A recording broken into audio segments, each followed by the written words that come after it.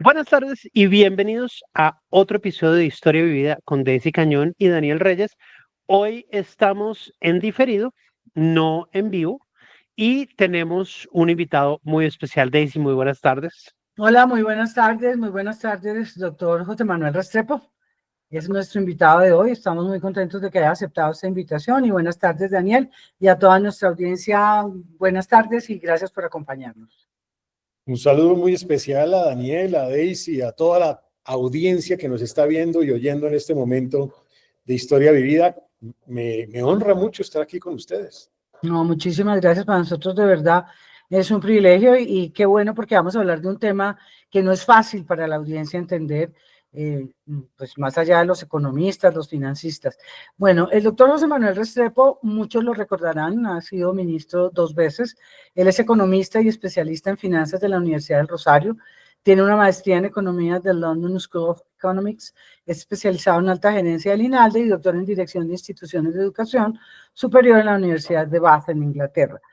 Fue rector del CESA y de la Universidad del Rosario, ministro de Comercio, Industria y Turismo y de Hacienda en el gobierno de Iván Duque. Es profesor universitario, tiene una cantidad de actividades y cargos más, pero pues nos demoraríamos todo el programa.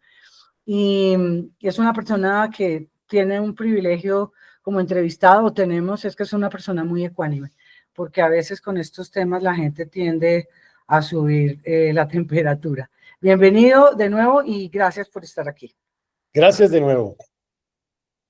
Sí, la idea del programa de hoy es, ya que se acerca el fin del año y comienzan a sonar en las noticias una cantidad de cifras, indicadores, que el índice de precios al consumidor, que la negociación del incremento del salario mínimo, que el PIB del año, que la inflación.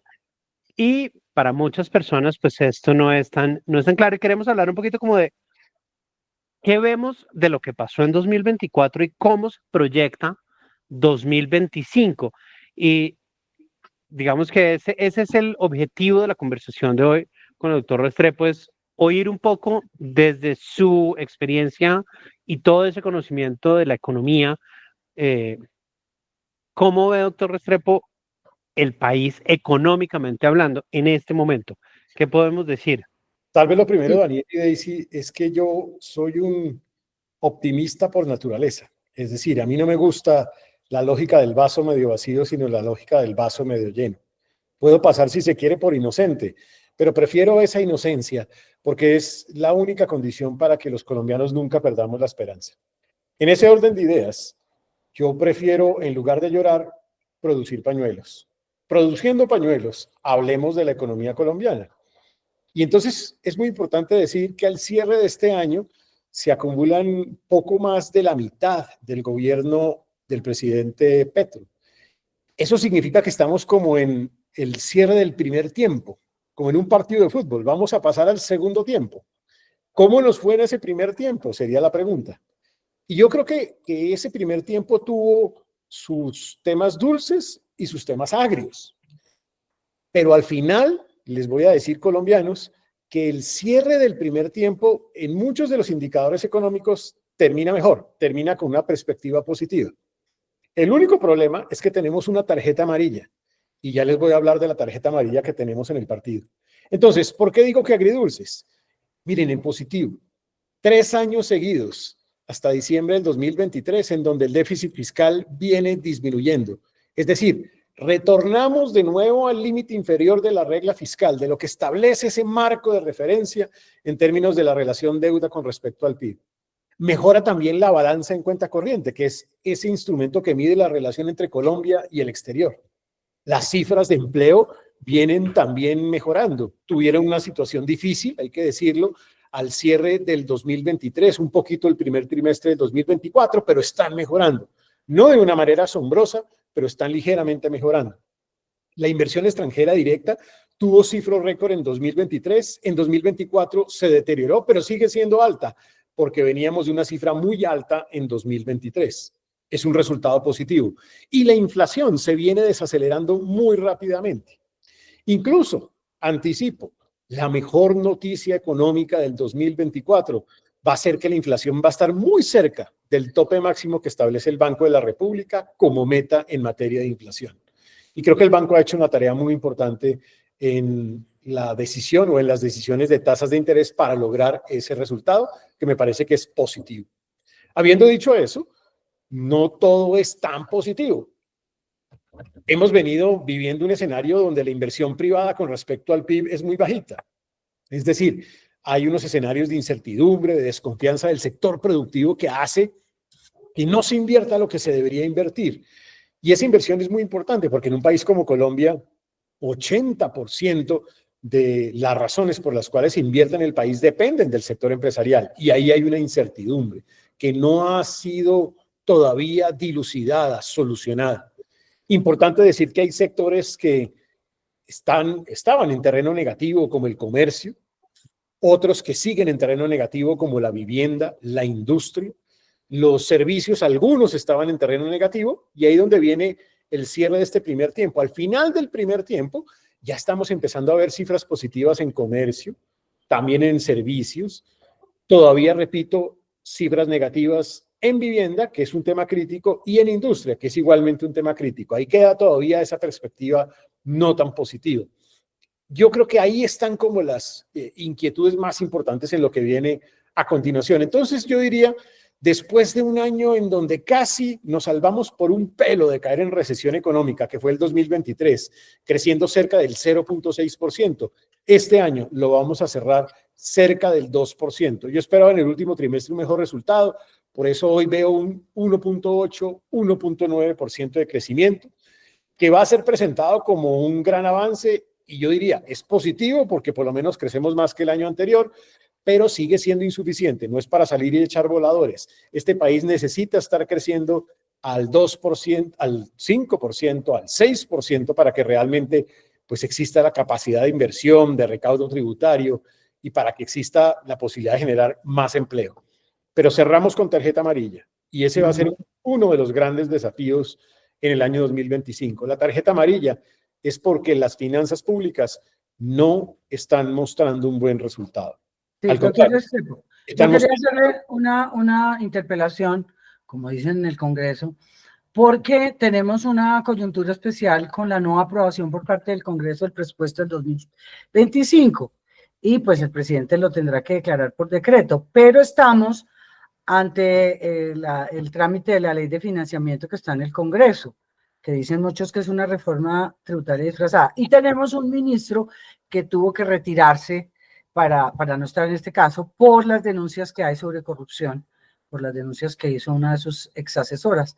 Entonces, ¿cuál es la situación para el año entrante con toda esta coyuntura tan complicada que está viviendo el país, con lo del presupuesto, con la investigación del ministro? Digamos que el gobierno, sí, yo estaba mirando las cifras y me sorprendí. Yo creo que ahí es donde aparece la tarjeta amarilla. Y la tarjeta amarilla es, las cifras fiscales no están ayudando. Y se las voy a resumir de una manera muy sencilla. ¿Qué pasa si yo digo en mi casa, en mi familia, que los gastos de la familia crecen al 20% anual, mientras que los ingresos de la familia caen en por lo menos un 8%? Pues que la familia se preocupa porque eso significa que va a tener que endeudarse. Pues algo nos está pasando en esa dirección. Desafortunadamente, las metas de ingresos no se están cumpliendo, y no se están cumpliendo por varias razones. Primero, porque se previeron ingresos que claramente no se iban a conseguir y no se consiguieron. Segundo, porque el crecimiento de la economía sigue siendo muy bajito, y cuando el crecimiento es tan bajo, no hay buen recaudo tributario. Segunda razón. Tercera razón, yo diría que la tercera razón está asociada a que no tuvimos la previsión de que iba a sucederse lo que todo el mundo dijo que iba a suceder, y es que la reforma tributaria del 2022 estuvo mal organizada en unos rubros. Por ejemplo, ese tema del sector minero, de la no deducibilidad de las regalías. Todo el mundo dijo, se va a caer, es inconstitucional, y se cayó. Todo el mundo dijo, ese tema de zonas francas se va a caer, y se cayó. Y todavía falta por caerse el impuesto al patrimonio, sobre todo por su carácter permanente, porque ahí hay serias dudas en la Corte Constitucional. Entonces, se cayó el 40% del recaudo tributario esperado de esa reforma tributaria. Y en simultánea, nos montamos en un tren de gasto de derroche gigantesco. O sea, el gasto de funcionamiento está creciendo al 20% anual de 2023 y 2025. O sea, nos montamos en un tren insostenible de gasto público. Como conclusión de lo anterior, la caja se deterioró, la caja se ha caído y el país ha tenido que endeudarse más. Y como los mercados del mundo se dan cuenta de eso, subió el costo de financiamiento, subió la prima de riesgo país y hay menos espacio para el gasto y la inversión pública porque hay que pagar más intereses de la deuda pública. Entonces, nos estamos montando en un tren muy complicado. Y ahí viene también respuesta a tu pregunta. El gobierno ha decidido una vía que me parece equivocada. Una primera vía equivocada es no haber discutido el presupuesto con el Congreso de la República, pero una segunda, porque eso es dictadura fiscal, que es válida en la norma y en la Constitución, pero me parece que no era el camino apropiado. Y segundo, meter una ley de financiamiento o reforma tributaria que desafortunadamente pues entra con una serie de medidas que son muy dudosas desde el punto de vista internacional. Más de la mitad de la reforma tributaria está basada en una flexibilización o modificación a la regla fiscal. Y eso no le cae bien a los inversionistas internacionales, no le cae bien a las calificadoras de riesgo. Entonces, ahí hay una preocupación. Yo, ya viendo el escenario político por las discusiones y escándalos que se han suscitado recientemente, yo creo que el Congreso de la República dudo mucho que apruebe fácilmente esa reforma tributaria. Hoy estamos a 2 de diciembre. De verdad queda muy poquito tiempo para discutir una reforma tributaria y además es una reforma tributaria que nadie entiende porque casi el 80% de ella se gasta en 2025, o sea, es un poco como para derrochar en 2025. Eso es muy poco entendible realmente. Entonces, lo que viene a continuación no es fácil en esa materia, pero una virtud, de aquí a febrero del próximo año lo sabremos todo. Si realmente nos ponen tarjeta roja o seguimos con tarjeta amarilla.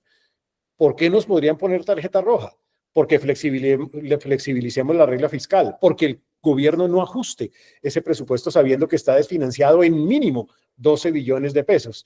Sí. Entonces ya veremos eso de aquí a febrero del próximo año, cuál es el escenario que tenemos. Sí, yo estaba leyendo, doctor Restrepo, que el gobierno estaba al límite de incumplir la regla fiscal y el presidente Petro en una de sus salidas, pues como él gobierna a través de trinos, dijo que no importaba la regla fiscal y a Bonilla le tocó salir a rectificar. Eso le hace daño a Colombia con las centrales con las unidades centrales de calificación, ¿no? Yo creo que el presidente Petro tiene que entender, y el gobierno también tiene que entenderlo, y creo que Bonilla ha sido sensato en eso, que no le podemos agregar más dosis de incertidumbre a la inversión y a los mercados. Yo les dije, una de las debilidades de la economía colombiana es que la inversión privada con respecto a PIB es muy bajita. Y una de las razones por las cuales es bajita es por incertidumbre. Es más, el Fondo Monetario Internacional, cuando vino a Colombia en febrero de este año, dijo explícitamente 2/3 partes de las razones por las cuales hay poca inversión privada es por la incertidumbre. Y una de las razones por las cuales hay incertidumbre son esas que yo llamo reflexiones filosóficas, como por ejemplo esa. Es que hay que flexibilizar o es que la regla fiscal es el neoliberalismo. Miles de mensajes como ese. Le voy a poner otros así rápidamente para que nos acordemos. Es que el Banco de la República tiene que prestarle plata al gobierno nacional para pagarle a las víctimas. Es que los empresarios fueron los responsables de la inflación por sus altas utilidades durante el COVID, entre otras reflexiones filosóficas. Nada de eso ayuda a la certidumbre. Y creo que ese tipo de mensajes lo que van es construyendo un sentimiento harto de cara a las calificadoras internacionales. Y por eso, dos de ellas, Moody's y Standard & Poor's, nos bajaron la perspectiva recientemente de estable a negativo. Daisy, para que usted sepa, y Daniel, y los colombianos sepan, cuando uno le bajan la perspectiva, por eso lo llamo tarjeta amarilla, es como si le pusieran tarjeta amarilla. El paso siguiente a cualquier error, mínimo error que cometa el gobierno nacional en manejo de sus finanzas públicas, ¿sabe cuál es? Disminución de grado de riesgo crediticio de Colombia. Sí, claro. ¿Eso qué significa? Más costo de financiamiento público y privado, más tasa de cambio, más prima de riesgo país, menos espacio para la inversión productiva y social. Sí, yo estaba aquí leyendo un informe de Deloitte que hacen sobre el estado de la economía. Me llamó la atención una cifra que dan y dice, leo textualmente, aunque en el segundo trimestre la inversión presentó un crecimiento de 4.3% anual, el acumulado a segundo trimestre muestra un deterioro del 1.3% comparado con el mismo periodo de 2023. Este resultado es más acentuado en el sector privado, que en el mismo periodo acumula una pérdida de 2.4%. Eso es lo que significa, Daniel, es lo un poco ratifica lo que acabo de señalar, y es que la inversión privada con respecto a PIB es la peor en más de 10 años en la historia del país. Porque es que es una caída, lo que acabas de decir, y es una caída con respecto a años en donde igualmente había caído, o sea, venimos en una caída significativa en materia de inversión. Y el problema es que no solamente es la inversión privada, sino la pública, tú lo acabas de decir. Y eso, ¿por qué se da? Pues porque el gobierno ha tenido que congelar, ha tenido que parar gastos de inversión pública porque no está cumpliendo metas de regla fiscal. Es más, hoy no tenemos garantizado que para este año 2024 vamos a cumplir regla fiscal, que sería una fatalidad. La estimación del Comité Autónomo de Regla Fiscal, que es quizá una autoridad en esta materia de las finanzas públicas del país, es que este año Colombia necesita no los 28 que anunció el Ministerio de Hacienda de recorte, 56 billones de pesos de recorte. El gobierno está pensando que los va a obtener los otros 28 por menor nivel de ejecución. Creo que no le alcanza. O de pronto va a estar ahí en el borderline. Y es de verdad, es como Mr. Magoo jugando ahí no sé si ustedes vieron Mr. Magoo. Sí, claro. Pero los jóvenes no. Mr. Magoo era un viejito que manejaba un carro, pero como si no supiera manejar. Entonces, estamos ahí al borde del precipicio, manejando como Mr. Magoo, con la posibilidad de caerse al precipicio. Hubiera sido preferible hacer un esfuerzo fiscal mayor en congelamiento de gasto público. Sí, la gente del común no entiende eso, pero obviamente dentro de la macroeconomía eso es grave para el país. Otro punto que es preocupante es el tema de Ecopetrol. ¿Cómo ve a Ecopetrol a futuro? Ecopetrol siempre fue la primera empresa del país. Yo recuerdo las 500 empresas, las 200, las 50 de Ecopetrol. Y Ecopetrol, pues yo vi una declaración que hizo el presidente de Ecopetrol que dijo que era el mejor año y que estábamos supremamente bien, pero el presidente Petro paró la exploración. Mire, yo creo que hay que darle por lo menos un valor a lo que dijo el presidente de Ecopetrol, en el sentido de que sí es el segundo mejor año o tercer mejor año de los últimos. En eso tiene razón. Ecopetrol es muy importante. El año pasado, en 2023, le aportó a la nación 53 billones de pesos. O sea, casi el 15% del presupuesto nacional, o entre 12 y el 15% del presupuesto nacional. O sea, vivimos de Ecopetrol, vivimos de Ecopetrol. Eso significa que es muy importante para la economía colombiana. Habiendo dicho eso, y reconociendo lo que dice el presidente de Ecopetrol, yo también diría otras cosas que me parecen preocupantes. Primero, el gobierno no le está ayudando a largo plazo a Ecopetrol. Y no le está ayudando porque cuando usted toma la decisión de no firmar nuevos contratos de exploración de gas y de petróleo, lo que usted está haciendo es capando la compañía. Es como si a Bimbo, qué pena usar ese ejemplo, la junta directiva le dijese: a partir de ahora ya no puede producir más pan hacia el futuro. Pues entonces, ¿a qué se va a dedicar?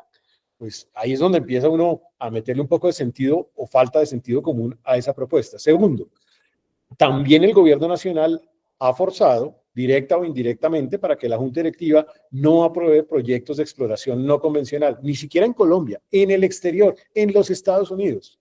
Resulta que Ecopetrol ya tiene un proyecto de esos en Texas. Ese proyecto es la única noticia positiva que tuvo recientemente Ecopetrol, la razón por la cual aumentó la producción petrolera en Colombia. ¿Gracias a qué? A una exploración no convencional en los Estados Unidos.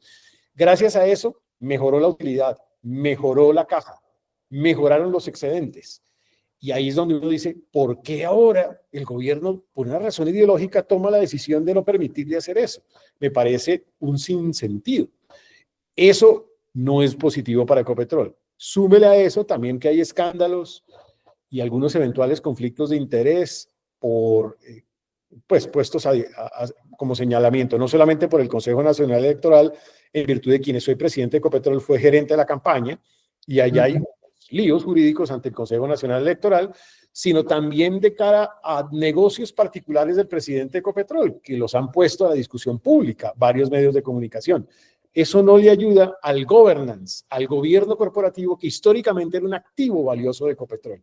Tampoco le ayuda al governance que el gobierno haya tácitamente intervenido en la decisión que acabo de decir de Oxy Petroleum para hacer exploración no convencional en Estados Unidos. Una decisión que llevaba 2 años 2 años con valoración positiva del Comité de Inversiones, del Comité de Nuevos Negocios y del Comité de Auditoría y de la Junta Directiva de Ecopetrol en los Estados Unidos.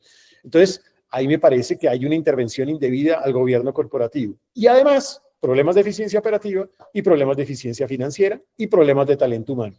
Entonces, la realidad es que Ecopetrol sí está en una situación difícil. Y esta situación es difícil a largo plazo y los mercados ya se dieron cuenta. En los últimos 2 años, la acción de Ecopetrol ha caído casi en un 50%. Ojo, Ecopetrol no solamente del Estado o del gobierno nacional. Ecopetrol es de más de 200.000 empresarios minoritarios colombianos, a quienes su patrimonio se les ha caído en un 50%. O sea, ¿dónde queda la responsabilidad fiduciaria de juntas directivas de Ecopetrol que no están respondiendo a la necesidad y al futuro de Ecopetrol? Porque si tú le capas el futuro con las decisiones que acabo de decir, tienes problemas operativos y financieros, tienes problemas de gobierno corporativo, pues tú estás en una compañía difícil, así esté dando utilidades altas. Mi perspectiva es de largo plazo, pero el problema no es solo de Ecopetrol, es temas de eficiencia energética. Desde ayer, Colombia tuvo que importar gas para fines esenciales. Nunca en 45 años habíamos tenido que importar gas para ese propósito.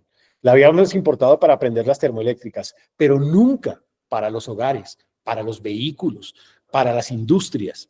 Esa no es una buena noticia, porque importar gas siempre significa gas más caro. Y gas más caro significa una afectación al bienestar de los ciudadanos, de las empresas, de los tenderos, del comercio. Eso demuestra mañana, las más complicadas. perdón, doctor Restrepo, lo interrumpo.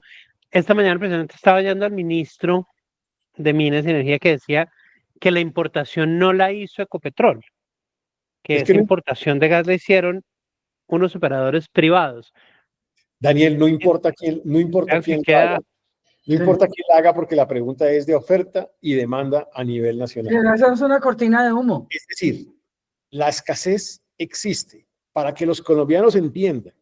Cuando la demanda es mayor que la oferta, se llama escasez. ¿Y cómo se soluciona la escasez? Importando. Así lo importe el Papa Francisco o Daisy Cañón o yo o el que fuere, no importa. Estamos satisfaciendo una demanda insuficiente desde la perspectiva de la oferta. Claro, están comprando gas porque no hay acá, ¿o no?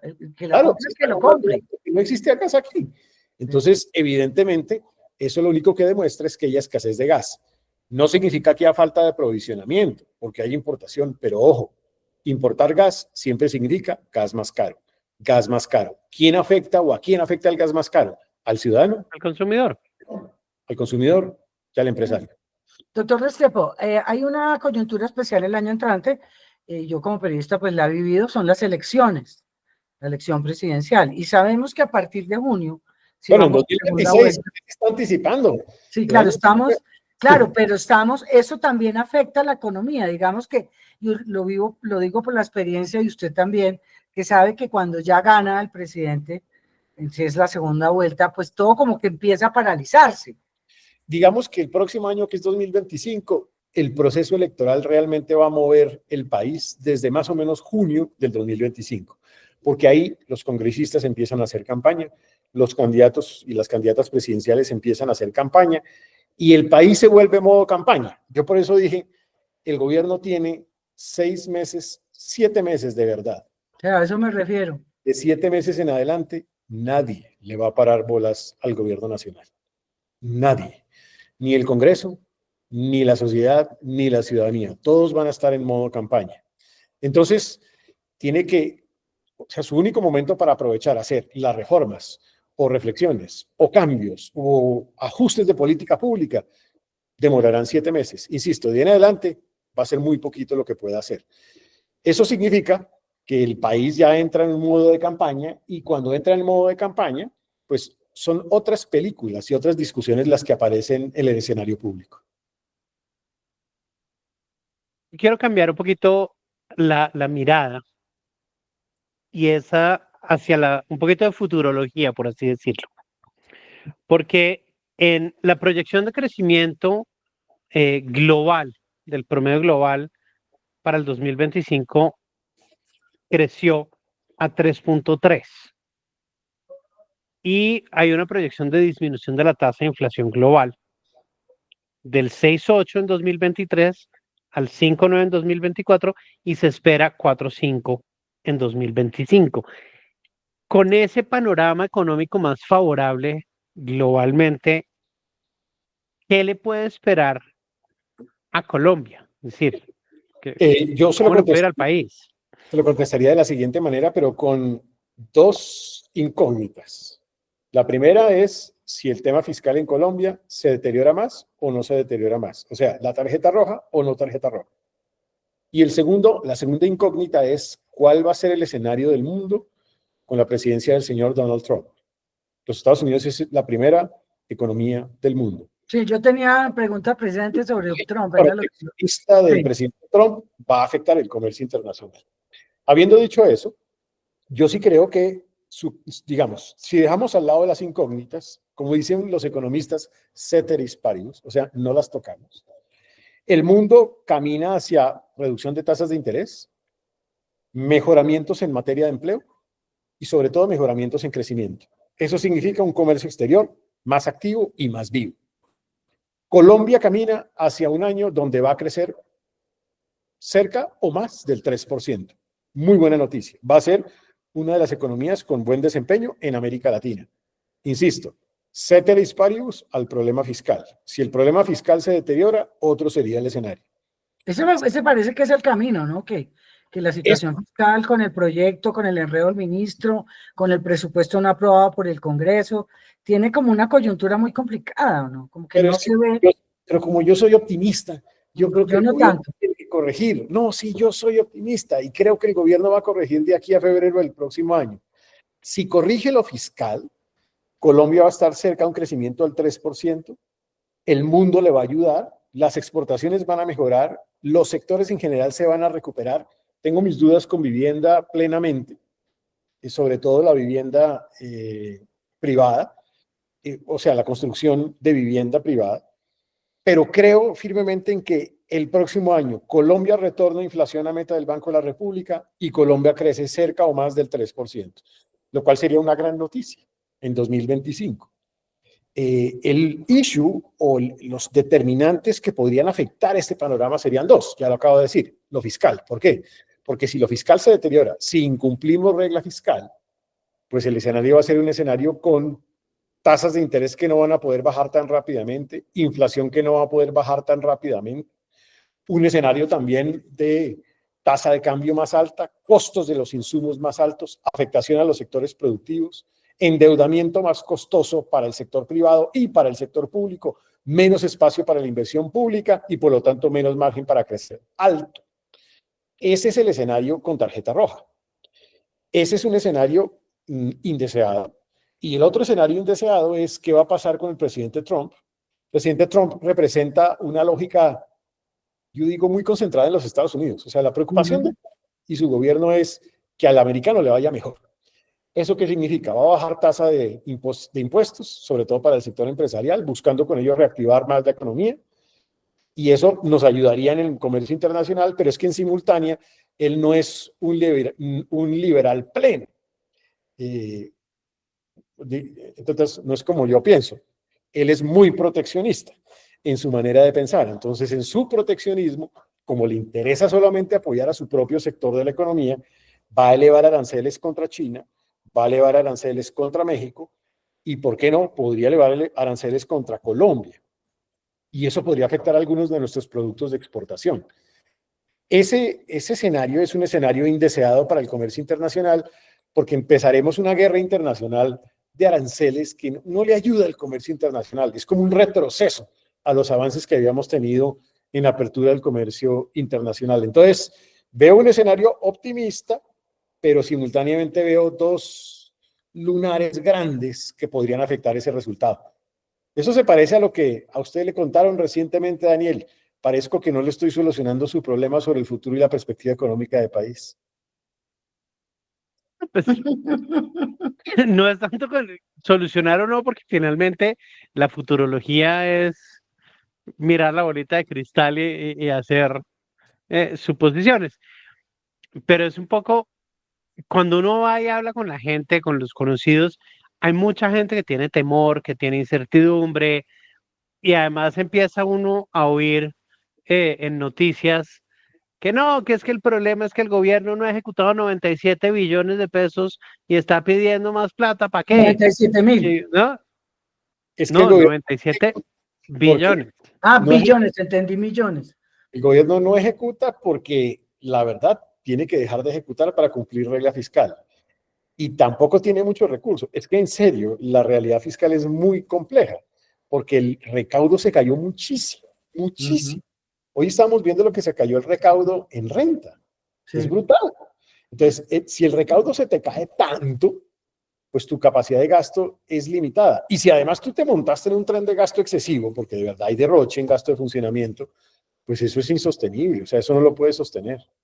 Y Miren, otra cosa, sí, los, ¿por cuánto tiempo podrá mantener? Ah, perdón, sí. los contratos de OPS, o sea, los contratos de burocracia, de honorarios, en los últimos 2 años están creciendo más de un 150%. O sea, eso es derroche. Sí. Sí, y la cesación de pagos, algunas de las entidades, es el caso específico del ICETEX, estaba viendo las noticias, pues yo ya no tengo hijos universitarios ni nunca tuvieron préstamos, pero sé por las personas que conozco que están los muchachos en el limbo, igual las universidades. ¿Hasta cuándo puede mantener eso? Pero permíteme, Daisy, yo creo que ahí sí hay de fondo no solamente un problema de cesación de pagos por solucionar un problema de caja. Ahí lo que hay es un problema ideológico. Ah, sí, también. Y a mí me molesta sobremanera, porque si un Estado no es capaz de ponerle menos de 1 billón de pesos a la educación, realmente es porque está quebrado, físicamente quebrado. Y no creo que sea el caso. 1 billón de pesos, y lo digo por experiencia propia, en un presupuesto nacional no es No gran es cosa. nada. ¿Y eso qué significa? Lo que está detrás de eso, desafortunadamente, es marchitar el ICETEX, acabar con los créditos a los jóvenes, que mayoritariamente 73% son de estratos 1 y 2, 93% son de estratos 1, 2 y 3, y está poniendo en entredicho y en dificultades a más de 330.000 familias. Y cada año le agrega 60.000 más, que no van a poder realizar sus sueños de educarse. Yo creo que este gobierno no le está cumpliendo a la educación, no le está cumpliendo a la juventud. Y esto se agrava aún más porque tampoco está cumpliendo la meta que se había propuesto de 500.000 nuevos cupos en educación superior. Y no la va a cumplir, porque si no fortalece el ICETEX, en un sistema mixto como el que tenemos, donde hay privados y públicos, buenos también, algunos malos también, como hay públicos malos también, si no le apuesta al sistema mixto, es imposible lograr esa meta. A mí me duele mucho, porque no solamente se trata de familias para quienes sus sueños quedan trancados, truncados, como Ujú. resultado de una posición ideológica, de pretender estatizar el sistema de educación superior colombiano. Y resulta que eso tampoco funciona, porque en las universidades públicas no hay cupos. Y también están enfrentando un problema económico sustantivo. Si no, mira lo que está pasando con la Universidad de Antioquia, mira lo que está pasando con la infraestructura en la Universidad Nacional. O sea, es un problema muy delicado. Sí, y una cosa es que ese pensamiento del capitalismo salvaje y lo que tú dices es un tema ideológico porque no quiere enriquecer a las universidades. Y es que en realidad ni siquiera está Usted que enriqueciendo. ha sido rector de dos grandes universidades, Te lo ¿cómo es voy a decir posible? te lo voy a decir de la siguiente manera, no está enriqueciendo ninguna universidad. Claro que no. Las universidades privadas son entidades sin ánimo de lucro, donde todo lo que se recibe se reinvierte en la propia universidad, pero además 73% de esos muchachos son de estrato 1 y 2 que libremente tomaron la decisión de estudiar el programa que querían en la universidad que querían. ¿Por qué? Porque es la que querían. Es que estamos capando las libertades de la gente. Y esa decisión al final no perjudica o beneficia a una universidad, realmente perjudica a una familia vulnerable de Colombia que se quedó sin estudiar, en donde el muchacho muy posiblemente era el primero que estudiaba en esa familia en educación superior, era un sueño, era la posibilidad de tener una oportunidad de vida laboral, profesional. Por eso digo que se le está incumpliendo a la juventud. Sí. Otro tema, y este sí es un tema un poquito sensible, y es la discusión y las acusaciones que hizo Bonilla en contra suya, diciendo que la responsabilidad en el tema de la gasolina y el diésel de los precios es porque el gobierno Duque no hizo las previsiones en el fondo de financiamiento de la gasolina. Pues yo vi sus explicaciones y todo lo que dijo, y en alguna oportunidad, hablando con un taxista que empezó a decir que era culpa de Petro, que porque no dejaba la gasolina como estaba, le dije, no puede porque hay un fondo que está pues desabastecido. Y entonces me dijo, ay, entonces es culpa del gobierno porque no financiaron, no entregaron la financiación. ¿Qué le responde en este momento cuando quedó pendiente lo del diésel y la posibilidad de que al presidente Petro le pase lo que le pasó a Duque con el paro, que fue tan grave cuando anunció el alza, que es entendible para quienes sabemos cómo se maneja eso? Mire, yo ¿Qué ha cambiado y qué tiene que hacer el gobierno? lo contestaría de la siguiente manera. Cuando nosotros iniciamos gobierno, nosotros recibimos también un déficit del Fondo de Estabilización de Precios de Combustible. Pero como dice Shakira, las mujeres no lloran, Ahora sino factura. en lugar de dedicarnos a llorar, empezamos a ver cómo solucionábamos la dificultad. Y empezamos a solucionarla. Llega la pandemia y en la pandemia los precios internacionales del petróleo caen. Cuando caen los precios internacionales del petróleo, la decisión natural es baje los precios del combustible, de la gasolina. Colombia define sus precios con base en los precios internacionales porque hace una importación significativa de gasolina, de combustible. Eso lleva entonces a que en ese momento se bajen los precios del combustible, ACPM y gasolina.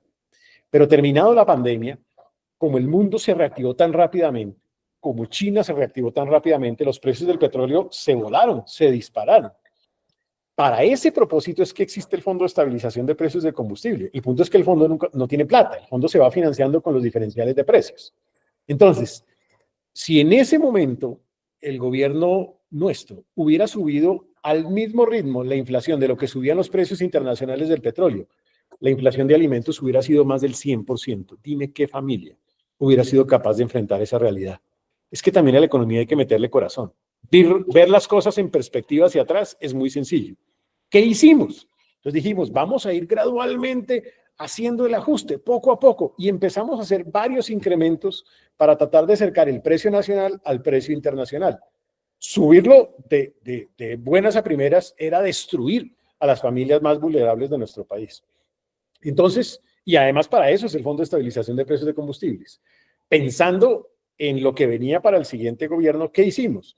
Le dejamos totalmente saneado en la diferencia que existía en valor a ese gobierno entrante, es decir, hasta agosto estaba saneado todo lo causado. El fondo estaba en ceros, no como lo recibimos, estaba en ceros, pero éramos conscientes de que había que ir cerrando ese diferencial de precios. Dejamos una hoja de ruta del camino a seguir, que eran decisiones de ir haciendo gradualmente el ajuste. Yo aquí lo digo públicamente, yo le he reconocido a Bonilla y a Ocampo el esfuerzo que hicieron para hacer el cierre diferencial de precios. Para ese propósito, dejamos en los presupuestos del 2023 y en la proyección fiscal a 2025 recursos para que ellos tuvieran recursos con los cuales poder subsanar esos diferenciales o esos costos al presupuesto que se iban a generar de ahí en adelante. No hasta ese momento, porque repito, hasta ese momento estaba saneado. Ellos hicieron esa tarea y le reconozco, la hizo en gasolina y lo felicito y creo que fue sensato hacerlo. De todas maneras, hoy subsiste el problema porque el gobierno Petro, por decisión política, que tú puedes validar los tweets, los mensajes de campaña, tomó la decisión de no subir el diésel. Yo recomendé que se hiciera también el cierre diferencial de precios, pero no se hizo. Y hoy el diferencial es por el ACPM. Pero más preocupante aún, efectivamente, cuando no se hace el diferencial de precios, pues evidentemente se van generando unos costos fiscales, pero son por una sola vez. El problema es que lo que yo no entiendo es por qué si ese valor que se asumía anualmente era por un solo año, ¿por qué de ahí en adelante esos recursos simplemente se gastaron o malgastaron en burocracia? Ese es el problema de fondo. Entonces, esos diferenciales de precios, en la medida en que se cerraron, pues ya el gobierno no tenía que asumir unos costos fiscales. Y esos costos fiscales se gastaron en eso, pero después se volvieron burocracia, se gastaron en gastos de funcionamiento. Entonces yo lo que digo es, se tomó la decisión en su momento más sensata de cara al ciudadano. Se dejaron los presupuestos proyectados 2023 a 2025. Se dejó una hoja de ruta. Se siguió exitosamente en gasolina. No se siguió en ACPM. El déficit hoy es por el ACPM, por una decisión política. Y la otra pregunta es, esos dineros que se montaron, que se gastaron para cubrir los diferenciales de precios, una vez cerrado el diferencial de precios, ¿dónde están? Pues en gasto de funcionamiento, está en burocracia.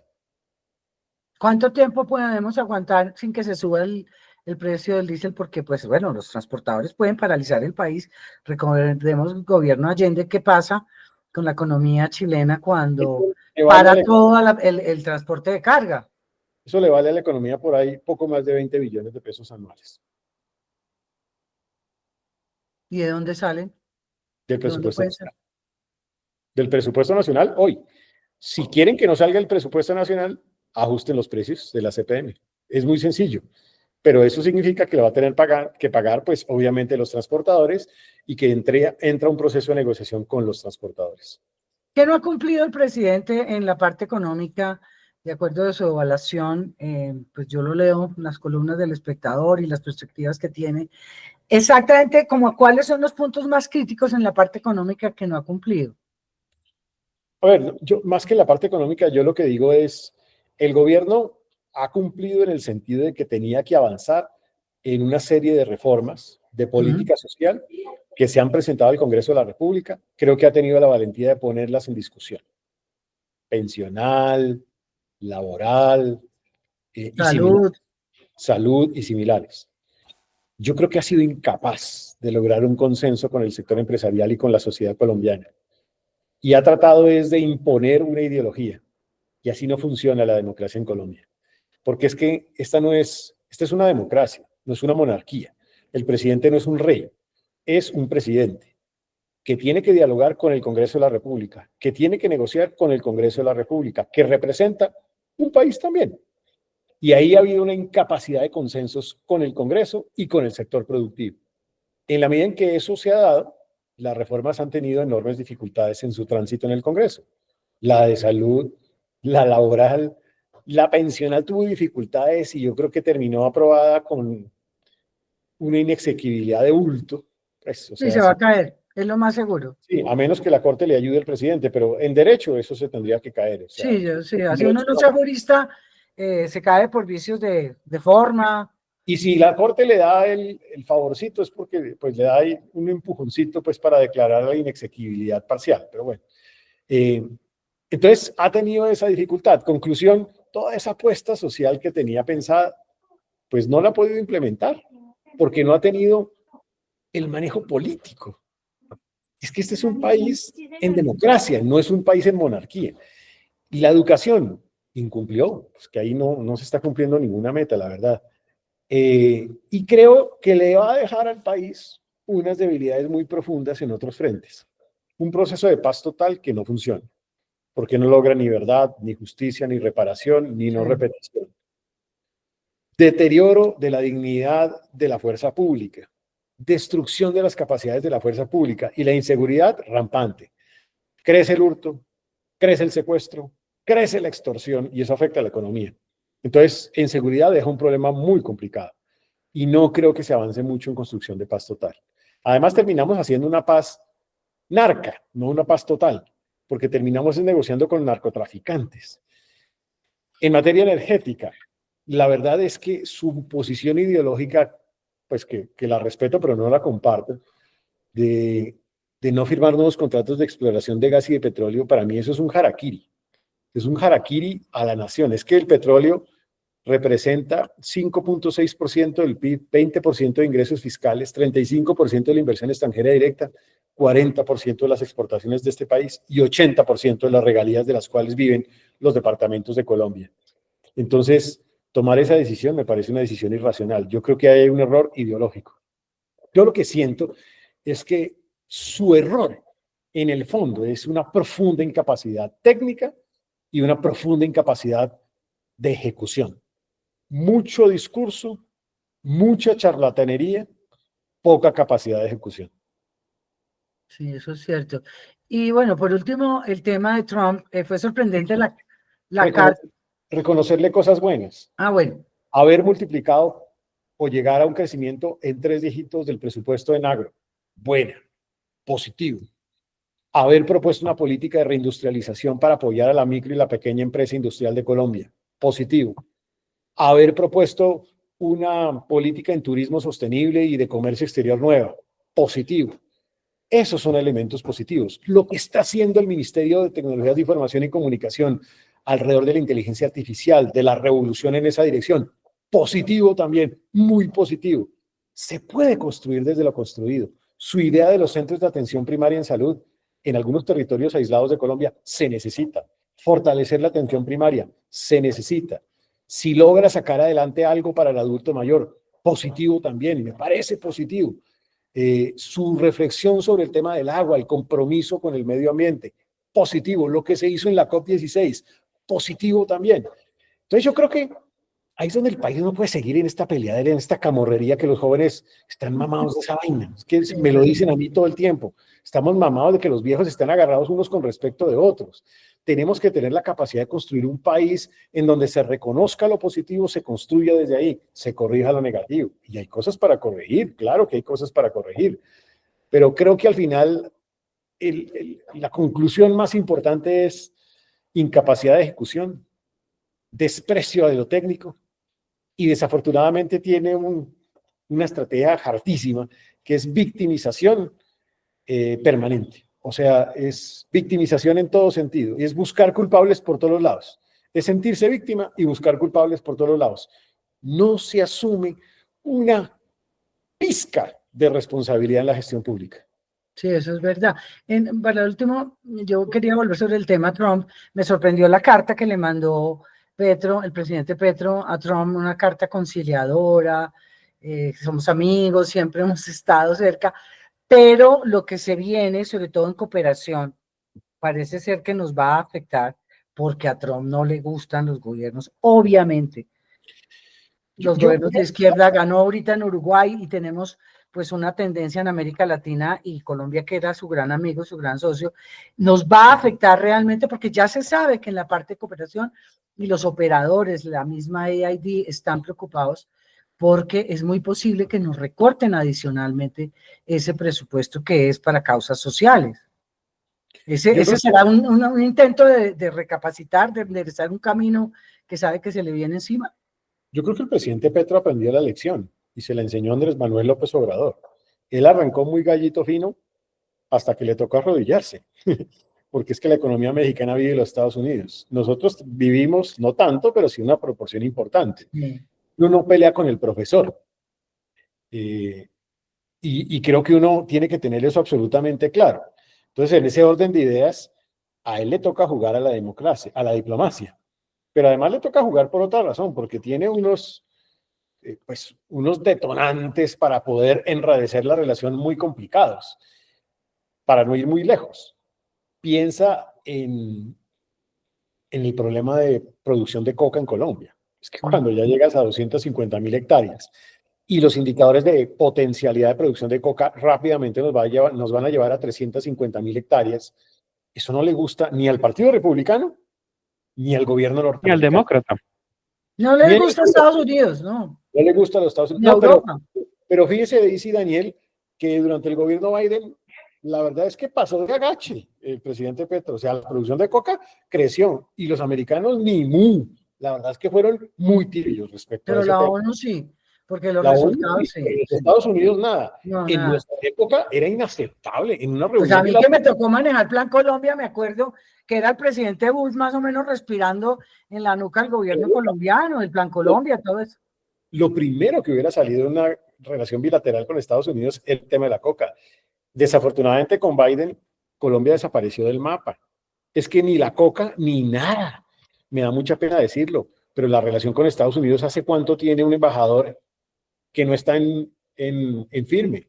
O sea, un embajador interino. O sea, nuestra relación está muy, muy deteriorada. Tristemente perdimos una relación que era bilateral, bipartidista, bicameral, multisectorial, fuerte. Claro, pero Petro dirá así, ¿no? A mí qué me importa, si yo estoy en contra de ese capitalismo, yo tengo mis amigos en China y Rusia, ¿o no? Bueno, hasta allá se inclina. Entonces no le importa, lo que pasa es que para el país, así no nos guste, la relación con Estados Unidos tiene que ser sólida, ¿no? Buena. Porque además, como lo dije antes, primer socio de inversión, primer socio de exportación, primer destino de visita de turistas de Estados Unidos a Colombia. Es decir, es un país muy importante para la economía colombiana y uno no puede perder esa relación. Sí. Dani, ¿tienes otra Y no puede pregunta? perder de vista la importancia que tiene Estados Unidos con Colombia. No, creo que tenemos, tenemos un panorama agridulce. Sí, Es un poco la sensación que me queda. A mí también, eso le De, iba a decir, que no es tan optimista, pero pues no sé, como que tiende uno a pensar más que esto no está bien. Que hay yo, algunos elementos, pero yo digo, no, yo no diría que no está bien. Yo diría que tiene posibilidades de estar bien y crecer al 3% el próximo año y sí, tener un camino de recuperación, pero hay demasiadas amenazas, demasiados riesgos alrededor y que la carga ideológica alrededor de las decisiones económicas es complicada. sí, y por ejemplo, si seguimos en esa idea ideológica de estatizar todo, porque es que parcialmente estatizamos la educación, estatizamos el sistema pensional, alcanzamos a proponer estatizar el crédito del sector financiero, estamos estatizando la educación superior, es decir, la estatización no es el camino. Y me da pena decirle, muchos colombianos no saben lo que era el seguro social. Yo recuerdo el seguro social, las camillas en los corredores de los hospitales, sí. subiendo en el ascensor del San Pedro Claver, lo robaban a uno en el ascensor. Ese modelo es un fracaso. La estatización es un fracaso. La banca estatizada es un fracaso. Lo demostró Caja Agraria, una banca politizada, ineficiente, burocrática, corrupta, costosa. Eso no funciona. No volvamos a eso. Moisés Naim lo dice de una manera muy elocuente. No caigamos en la necrofilia política, ese gusto por las ideas atrasadas, retrasadas y fracasadas del pasado. Y a eso no podemos conducir a nuestro país. Bueno, se nos acabó el tiempo. Estuvo excelente la clase, se le nota la experiencia académica al doctor Restrepo, y es muy claro, muy ecuánime, y me gustó mucho digamos, toda esa explicación de cosas que nosotros no conocemos a fondo. Esperamos que nuestra audiencia lo entienda también igual. Por eso me dicen el profesor, porque soy profesor en el fondo y me siento orgulloso de ser maestro. Sí, muy bien, muy interesante. ¿Cierto, Dani? Sí, muy interesante, muy iluminador y como les digo, sale uno con una sensación de que no todo está perdido, de Sí, que no hay que entrar en pánico, hay que prepararnos para lo que venga, teniendo esperanza de que todo puede salir bien. Eso es lo único que no podemos perder, porque la gente me ve en la calle, como me ve en medios y hablando del tema, y me dicen, ¿qué hacemos? Le dije, no podemos perder la esperanza. y no quejarnos tanto. El día en que perdamos la esperanza, perdemos todo. Y también les digo otra frase que es un verbo castizo, no es un verbo político. No nos dejemos petrificar, no nos petrifiquemos, echemos para adelante, pongamos ideas detrás. Colombia es un país que tiene un potencial enorme, el segundo país más biodiverso del mundo. Tiene además una diversidad cultural extraordinaria, una riqueza gastronómica, artística, literaria, de patrimonios culturales y arquitectónicos extraordinarios. Hay que aprovechar eso. Y es el país que, según el Foro Económico Mundial, tiene el mejor talento emprendedor de América Latina en este momento. Tenemos potencial en el agro, en la agroindustria, potencial en los servicios basados en conocimiento, potencial en la industria de tecnologías 4.0, potencial en turismo sostenible, todo el potencial del mundo. Si nos quedamos petrificados y no hacemos nada y no invertimos, pues nos jodimos, porque es que hay que apostarse a 10 años, a 15. Los países no terminan en 2 años. Colombia tiene futuro. Empecemos a construir el futuro desde ya. No esperemos a 2 años petrificados a ver qué vamos a hacer. No, empecemos a hacer las inversiones desde ya. Y al gobierno exijámosle que avance en resultados, que avance en ejecución, que avance en política social también. O sea, que lo que prometió lo cumpla. Para eso fue pues ese propósito de transformación o de cambio. y también exijamos el respeto a las instituciones, a los medios de comunicación, a las libertades de las personas. Yo creo que ese es un principio al valor del sector privado, al reconocimiento del valor del mérito también. Si nosotros caminamos en esa dirección, yo creo que no perderemos esa esperanza.